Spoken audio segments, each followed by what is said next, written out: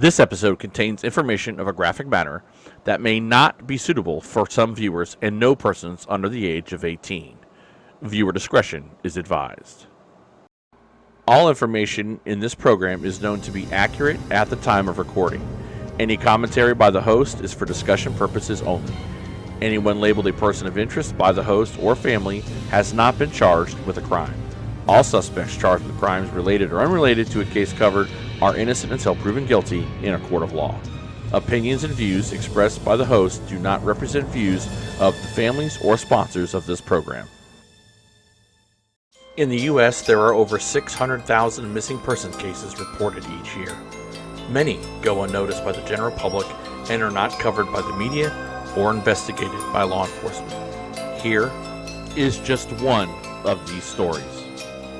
From Grimm Media, I'm your host, Steve Stone, and this is the Grimm Truth Podcast.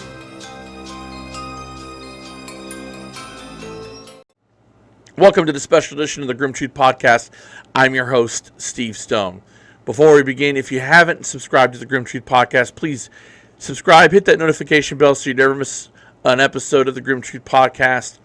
Like, comment, and share. We cover the missing matter. We also cover stories on murder victims whose cases have gone cold or aren't being followed or solved by law enforcement. The Chris Sanders case, we've been the flagship for this case since the day we started, well over a year ago. I've done many podcasts on Chris, which those links will be in the description below. Videos, which you can also find in the descriptions below. And we've got new information about Chris's case. I think it's a game changer. I think that we're finally starting to unravel the lies, deceit, deception that are perpetrated by those behind Chris's case. Some people are probably doing it for attention, while others aren't involved when they should be. This case was never investigated properly from the get-go, and a lot of that has to do with how the case got started in the first place. So before we get into the new information and the new stuff that we're going to talk about today, let's recap a little bit, shall we? And I want to warn people that this might come off a little bit crass and might be tongue-in-cheek humor, but it's just anything but funny. There are people behind the Chris Sanders case, like his mother Sandy, Karen Knuckles Phillips, his best friend for over 30 years, who have poured hours and hours and hours of asking questions, talking to people, and not getting anywhere.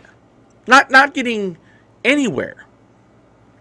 And then little by little, things start to unravel. You hear stories, you hear names. And at the end of the day, this is going to come off a little bit blunt. And I think that's what needs to happen, because my God, this man, it'll be 5 years in here in a couple of months. 5 years? Excuse me. And we get people that aren't talking, people that are talking that probably have nothing to do with it, and we're going to get into that. But let's go back just a bit and talk about how this all got started. Excuse me. Chris Sanders worked with his cousin Cody Penny here, and I've had a lot to say about him, and I'm going to have a lot more to say about him. So the story we got was on that Sunday, that faithful morning, according to this man right here, Cody Penny, Chris got all upset about something and went for a walk. Now, we know that he didn't go for a walk. I've already proven that. I've proven that. We've talked to witnesses that this part of the story never happened. Okay? Chris didn't up and leave at around 9, 10 o'clock in the morning on August the 13th, 2017. He says it does. He said that's what had happened. He said, I talked to Chris on the phone, he said that he was mad and he needed to go for a walk. Now, Cody expects everybody to take his word for it, but that's it. That's as far as his involvement went. That's as far as he wanted to get involved. Oh, but he's involved. He has more. He knows more. But he hides. He hides. He's a coward. Only cowards hide. Only cowards have excuses as to why they don't say what they know. He knows something, but he doesn't snitch, or he doesn't want to get involved, or he's scared. Whatever it is. He's definitely not a friend, and I dare say that he's really not a close family member because he hides. He hides too much. But I digress. We'll get back to his hiding later. So what happens next? Cody doesn't call Sandy. No. He doesn't call anybody. He calls Angela, his wife. Which, okay, makes sense. Let's call his wife. And according to Angela, and I've talked to her several times, and I'm going to give her credit because she's talked to me. You know, in the very, very beginning, that was the issue, but at least she's talked to me. Whereas Cody hasn't. But Cody, according to the stories that we have, according to what we know, according to phone calls that I have seen on records, that Cody tells Angela, yep, he's missing. That's what he was told. And Cody, according to Angela, Cody tells Angela, don't worry, he'll come back. You know, don't worry. He's fine. He's probably just pissed off at the world. He'll come back. So according to Angela, she waits to hear back from Cody. There's phone calls back and forth between the two. The entire day he goes missing. Angela calls back and says, do I come down? Cody says, no, don't come down. Don't come down at all. And then finally, after a day or two go by, Angela decides it's time. I'm coming down there. So Angela decides she's going down there, and she contacts Monaghan PD. Monaghan PD gets involved, and here is what doesn't make sense. According to Monaghan's PD, Angela doesn't report him as a missing person. No, it's a welfare check, folks. Not a missing persons case. It's a welfare check. Now, Chris isn't there. We know he's not at the RV because Cody said he wasn't at the RV. Cody said he went for a walk. So it's not a welfare check. So this is the number one fuck up in this case right here. Because it's not a missing person. It's a welfare check. Welfare check. So they're going to check on a man and he's not there. So there's no missing persons report. It's just a welfare check. And according to Monaghan's PD, again, Angela tells them that, oh, he does this. He's done this before. He's manic depressive. He's gone for walks, you know. So there's no real. It's not explained to them that this is a dire emergency or a necessity. So, it's okay. So Monaghan's PD leaves. They check out the RV, and that's it. Now, Chris is missing. And then Angela then decides, well, I got to call Sandy and let Sandy know Chris is missing. But days have gone by. Days, week has gone by before Sandy even knows Chris is missing. Why? Why did it take so long? Well, according to Angela, her and her mother-in-law don't get along. Well, that's true. They don't get along. Sandy never shines away for the fact that she has no love for Angela. And that's fine. We don't have to. That's okay. That shouldn't be the emphasis on why Chris hasn't been looked for, or, you know, in that thing. Now, I've talked to Angela. It's been a while since I've talked to her. But when we did talk in our interviews, and again, link in the description below if you want to check out those interviews. But, according to Angela, the reason why she wasn't involved in any massive searches for Chris, why she hasn't been shouting up and down on the mountain top asking for where Chris is because of Sandy. Now, I have a hard time with this. And again, I'm being blunt. And this podcast is the Grimm Truth Podcast. You're only going to get the truth from me. Like it or not. I'm not going after people. I'm just telling you a truth. I'm telling you, or at least my opinion, right? And you guys can decide what's right, what's wrong. Sometimes wives and mother-in-laws don't get along. Heck, I've been married twice, and my mom didn't like the first two. But the thing is that whether Sandy likes Angela or not, I mean, it doesn't look, appearances are a big deal, right? And Angela should, in my opinion, have done more, no matter what the problems between her and Sandy are, right? I mean, sometimes my mom and my wife don't get along, but that wouldn't stop my wife from being the face of my missing persons case. And unfortunately, Angela has not been the face of Chris's missing persons case. Now, I don't know what to take from that, but it doesn't make sense to me. But I digress. That's not up for me. Again, I give credit to Angela because at least she's talked to me, and not my place to judge anybody.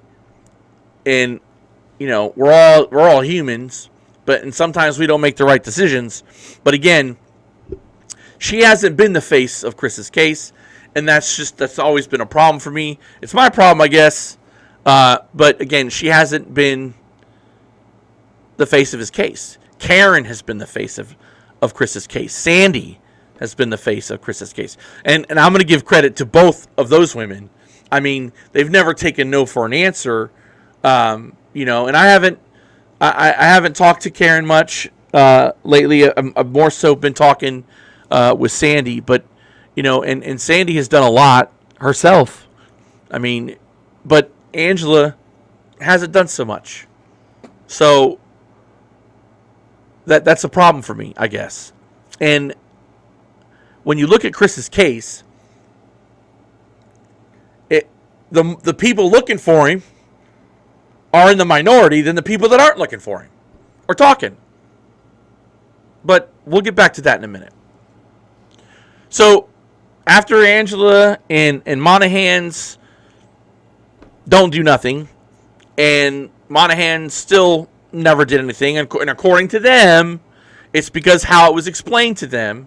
And Captain Quintana, pictured here, excuse me, has always said that, we're not going to stop looking for him. You haven't really started because I don't know, you're too busy sitting behind your desk being captain and looking so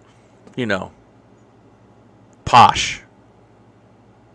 So after a week goes by, Angela decides to go get Chris's Tahoe, pictured here, the Tahoe he was driving, and the RV.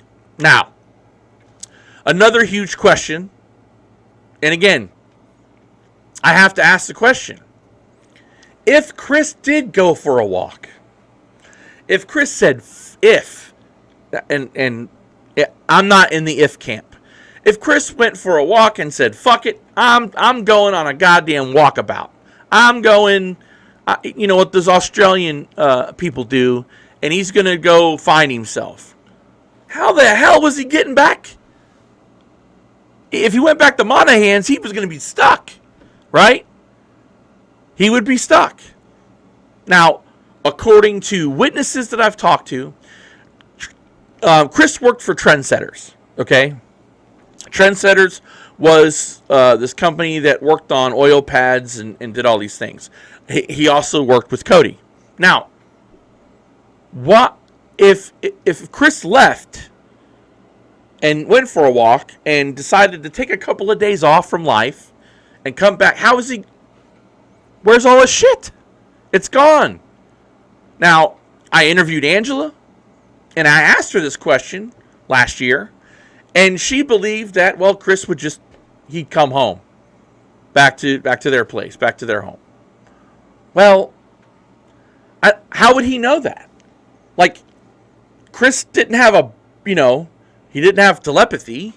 To my knowledge, I've asked all of his friends, his family, Sandy, Harold, he didn't have any superpowers. How would he know not to go back to Monahan's? I'm just raising questions here, folks. These are good questions to ask. I'm not accusing anybody of anything, but I'm just pointing out, if Chris's stuff is gone, if they're not at Monahan's at this RV park where he was working at Trendsetters and they're gone, well, how's he going to know to go home? That's just funny to me. One of the new things that I learned before I took my hiatus was Angela, after getting the RV and the Tahoe, she sells them, right? Well, I knew that part, and she said, according to her, that there was money issues. But again, I want to reiterate, I have it on authority. I've been told that Chris was paid up through the entire month of August. It was only August 13th when he went and disappeared, so he had time. That stuff didn't have to be moved. It could have waited. But then somebody else, just a few weeks ago before I took my break, said that Angela was selling stuff. Not just the vehicle, not the RV, not the Tahoe, but she was having a yard sale. She was selling some of Chris's stuff. Now, I have not been able to confirm this. Again, I've several witnesses, several people that have actually gone, that went to this yard sale. Now, I have not talked to Angela about this, and I look forward to discussing this with her and asking her about it. But this was weeks, not months, not years, weeks after Chris had gone missing. So, why are we having a yard sale? I get money's tough, and Chris was the breadwinner. No, he was the breadwinner, no doubt about it. Things were tough. But on appearances, doesn't look good. It just doesn't look good. And again, I have spoken to people that went to this yard sale. They said they purchased things from Angela, and some of these things were Chris's stuff. Now, again, not judging anybody, but on appearance, this doesn't look good. This doesn't look good at all. And I mean, I get it. If you're hard on money and you don't have money to pay the bills, you got to do what you got to do, I guess. But Chris's stuff? And then another news flash. Remember the bike pictured right up there? The bike. So there was a rumor going around that Chris's motorcycle had also been sold. And this was something that I was troubled by. I knew that Chris's bike had been worked on. There are videos of Chris's bike running, being worked on, but there are rumors that this bike is not in the possession of Angela Sanders. Now, there are some things that people need to understand. Things that belong to somebody, if they're missing, okay, if they're missing, they can't be sold, because Chris has never been declared dead. it by law, by most law in the United States, definitely in Texas, a person must be missing 7 years before they can be declared legally deceased, so that their estate, their effects can be, their assets can be liquidated, and things can be done. Okay, so we can't. So Chris has not been declared legally dead, and therefore the stuff that's in his name can't be sold. Now, Angela says she has the bike, and she's got the bike. All right, she said herself she had the bike. She told me she had the bike. But there are people that have come to me, called me, several people, more than one, have told me that the bike is gone. The bike's in Louisiana, the bike's in Fort Worth, but the bike's not with the bike's not with Angela, I'm sorry. So this is a problem. I also want to get back to the witnesses. I have learned that Chris was seen earlier in the evening or earlier in the morning on Sunday. So Chris wasn't seen really walking at 9 o'clock in the morning, but there are witnesses that saw Chris walking or saw Chris in an area not at the trailer park in the early morning hours between 12 and 2:30. Now, I have made sure to put all my ducks in a row before talking about this stuff. I have vetted the people. I vetted the witnesses. I talked to 2 of them, and they saw Chris walking. Not at 9 o'clock in the morning, folks. Much earlier. So the time frame we learned doesn't match up. It does not coincide with what good old Cody told us. Or, he didn't tell me. Cody doesn't talk. Cody's original bullshit story that, it happened in the morning. He called him, went for a walk. But see, here's the thing. I was told by witnesses at the trailer park, Cody wasn't even up when Chris left. According to witnesses, Cody had to be woken up. And a couple of the people that were at the trailer park at the time heard the alarms going off on Chris's Tahoe. Chris Sanders wasn't the type of person to cause a scene. He had the argument. There was an argument on the phone with Angela the night before. That Saturday night, there was supposed to be an argument with Angela. Angela says there wasn't an argument, that Chris was pissed off about a per diem that he had owed. However, other people, so there's Angela's story that they were arguing about a per diem, which there was a per diem issue that Chris was pissed off about. Yes, that part of it's true. But everybody that I talked to at the trailer park, that Chris was arguing with her. They were having an argument, and it wasn't about the per diem. But I digress. That's just something that people, we've got witnesses over here that say they were arguing, and she says they weren't arguing. But again, that's something you guys are going to have to work out, and figure out on your own. Decide if that's a true statement or not. You can listen to the podcast, but there was a per diem issue. Yes, that's all true. Excuse me, but this night, according to Angela, there was the per diem. That's what they were arguing about, but no, there was a heated discussion. I go back to saying that, but Chris was having an argument. He was pissed. That everybody says he's fuming. He was pissed. And other comments were made that I'm going to keep to myself because it might affect the investigation. But the one thing that doesn't make sense, though, is the timeline. That Cody says that this happened in the morning, and someone was seen coming out of Chris's trailer. The trailer's left open. The alarms are going off. Chris wasn't that way. Chris did not want everybody knowing his fucking business. He would not have just walked off and let the alarms go off in the Tahoe and seen coming out the RV.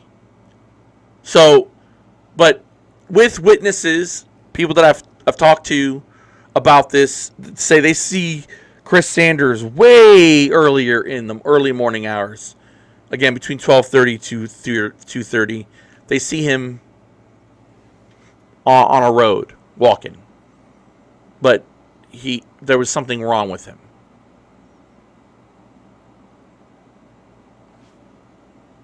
Do you see where I'm going with this, folks? Nothing of this shit makes sense. None of it makes sense. And we've learned that these new things that are coming up, like the yard sale, that's new. The bike again, that's new. And then we're starting to see that some of this shit that we've been told earlier on don't make sense. And that's why we talk to everybody. That's why talking to Cody is so important. But Cody doesn't talk. Chris is my cousin and I love him, but I can't talk about it. Wait, I'll talk. Never mind. He doesn't talk, man. He for whatever reason, he just can't talk. You know, he's living his best life. And I want to reach out to his mom and his dad. And I've talked to Harold. Harold's a nice man. And I know his mom. I know Cody's mom is torn, but I want to look directly at you and understand something. Cody Penny knows a lot more than he says he does. And if he says he doesn't know, he's lying to you. Cody Penny knows what happened to Chris Sanders. He knows. As sure as the sky is blue and water's wet, Cody Penny knows what happened to Chris Sanders. I'm not saying he did anything. I'm saying he knows. It's impossible for him not to know. People have said that they've heard conversations. Oh, he's dead. He's dead. But he's not talking about it. He's keeping his mouth shut. He doesn't want to snitch. And why doesn't he want to snitch? He's probably scared because he doesn't want to die too, I would imagine. Either that or he's a complete fucking coward. And if it's because he doesn't want to get killed, okay, understandable. But really, dude, this is your family, right? I've given you all kinds of time. The gloves are off, man. You're either going to tell us what you know, or you're no better than the rest of the pieces of shit that are hiding what happened to Chris. And you need to be called out for it. Someone has to call you out, man. You hide in your house. Your mom, not your house, your mom's house. You're hiding in your mom's house. No one holds you to task. You won't talk to you won't talk to Sandy. Why won't you talk to Sandy? Because you know something? Because you're a fucking coward? You have to be, dude. Chris can't be your family and you not do anything about it. I mean, at least Angela had the balls to talk to me. She's talked to me. You don't have any balls. You can hit a woman, though, right? You can hit a woman. And you can do all these things. I mean, you obviously have a problem with drugs, and that's unfortunate. And I hope you get help for that. You have a son yourself. You have a son. And I've constantly said this. I wish you could put yourself in Sandy's shoes. Because what if somebody took your kid? What would you do? I'm sure you'd put the pipe down and go look for whoever took your son. You would do whatever it took. You would look for somebody like me to help you find your son. And I would help you. And I would do the very same thing I'm doing right now, calling every coward out of their name because they know something. And I want to talk directly to your mother in this video. He knows something. He is not just an angry, upset child. He's an adult. He's an adult that has an addiction problem. He has an anger problem. I'll give him that, an anger problem. And he knows something. And he needs to be held accountable to talk. He hasn't talked to anybody. He hasn't talked to the Rangers. He hasn't talked to nobody. And he needs to. Someone needs to hold him accountable. Kick his ass out of the house. He can go live on the streets. But you need to stand up and say enough is enough. Because this, either way you look at it, it's already tearing your family up. And again, he might not have done anything. But he knows. Oh, he knows. He knows what happened to Chris. He knows what happened to Chris. But I'm going to get off of Cody for a minute because we already know he's a coward. And we're going to talk about this fucking guy right here. Payne Carpenter. The guy has more Facebook pages than the Kardashians. This guy, hey, I'm Payne. Don't forget about me. I know stuff. Wait, I have a lawyer. I have Chris's dog. And I have a list of names. I misspelled names. That's probably how I would spell list. Hold my pipe. Payne Carpenter interjects himself in a case. I just got a text message today about Payne. Payne likes to lie a lot. He can't help it. He also has an addiction. I hope he gets help for it. I really do. I'll pray for him. What I'm not going to do, though, is coddle somebody who puts themselves in the middle of a case where they probably don't know shit. Now, he did make a list of names he thought, and I hope, and I seriously hope, ladies and gentlemen, I hope anybody that had anything to do with killing Chris didn't tell Payne Carpenter because he wrote it down on a list. Yep, he has a list. He has a list of names. Now, and people probably aren't going to listen to Payne because he couldn't tell the truth. He couldn't find the truth if he was in a bag with a light on. But he was supposed to talk to me, and he didn't. And he hides from people. He's not a good guy either. He puts his hands on people too, women. He shook a baby. These are all factual. It's all in his criminal report. This is not slander. It's fact. He can try to sue me. I don't know how he's going to sue me. It might cut into his addiction money. But he says, oh, he wants to find Dog's my friend. Oh, yeah. He's my brother. Shut the fuck up. No, he's not.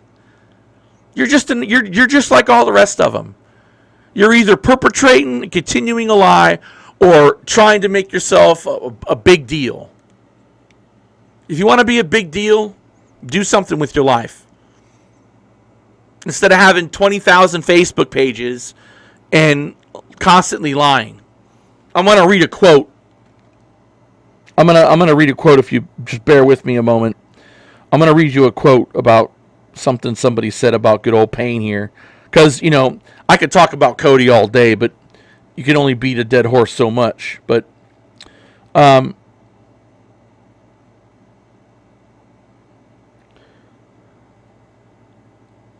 he lies. He thinks, I guess, that he's a big deal, but all Payne does is lie, and people deal with his bullshit. He gets high, and all he does is lie. He thinks he's a big guy. The only time he talks about Chris is when he gets high. There you go. I mean, Chris Sanders had friends, and then he had pieces of shit. Chris Sanders has family, And then he has pieces of shit in there too. But the biggest thing, though, is I have a place to look for him. Yep, you heard that. I have a place to look for Chris Sanders. One brave person out of the entirety of this case decided to come forward.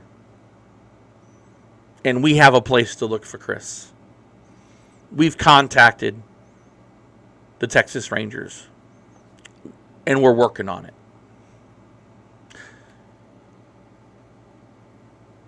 That doesn't mean that this is over by any stretch, because we're only in the beginning stages. We still have to make sure that law enforcement does their job. But there are still all these questions that have to be answered. And you know what? I'm sorry if people get upset and frustrated, if you get called out, but these are the bigger questions that have to be, because he has to be found. Chris didn't take a walk. Chris didn't succumb to the elements. Chris was murdered by somebody he knew. And you know what? We're going to find out. I'm so close, man. I'm literally so close. I work this case 24 hours a day, 7 days a week, literally. This is a case that's mine that I'm working. And your days are so numbered. If you had anything to do with Chris Sanders' disappearance, your days are numbered. Feel the walls closing in. Feel the air coming out of the room. You're running out of time. Because now that we have a place to look, we have, it's just going to start snowballing. And it's going to get bigger and bigger and bigger. And those lies that you tell, the people that are really behind what happened to Chris, it's going to catch up with you. And the good part about it is the more I talk about it, the more people come forward. The more I say his name, the more I talk about the details of this case that not the cops have found out. No. Nope. Cops haven't done anything. This is hard work between myself, Chris's friends, Karen, Sandy, a lot of people. A lot of people. Time is running out for you folks. And I cannot wait, because I will be there when people start getting caught up in this. And there's more to the story, though. There's more. Oh, there's more. But I have to be very, very careful. Because you know what happens to rats? They start eating each other. And I don't want that to happen, because bringing Chris Sanders home, finding Chris Sanders, that's more important than anything to me in this world. And at the end of the day, Payne and Cody and all this bullshit, it's just going to catch up with you. And at the end of all this, I'm going to be there standing with Chris's friends and his family. And I'm going to be there with a shit-eating grin on my face when people get perp walked for what happened to Chris Sanders. If you have information on the disappearance of Chris Sanders, there's a $4,000 reward. You can contact Texas Crime Stoppers at 1-800-252-TIPS, 1-800-252-8477. You can email me, stevestone@thegrimtruth.com. That's stevestone@thegrimtruth.com. I want to thank everybody for tuning in to this special episode, Finding Chris Sanders, of the Grimm Truth Podcast. Chris Sanders, I am going to find you. And when I do, that'll be a great day. Because the house of cards are going to fall. And everybody that had something to do with it, they're going to pay. Please subscribe to the Grimm Truth Podcast YouTube channel. Hit the notification bell so you never miss an episode of the Grimm Truth Podcast. as we continue to be a voice for Chris Sanders, a voice for all the missing, a voice for the voiceless, in search of the truth. Have a nice day.